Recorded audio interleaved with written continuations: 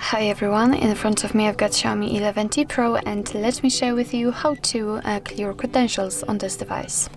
So first of all, we have to enter the settings, and now let's scroll a little and find passwords and security.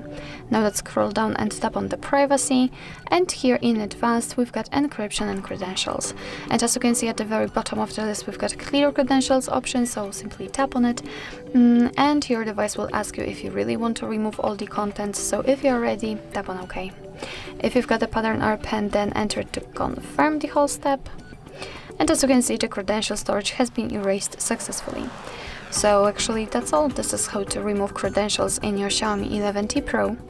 Thank you so much for watching. I hope that this video was helpful, and if it was, please hit the subscribe button and leave the thumbs up.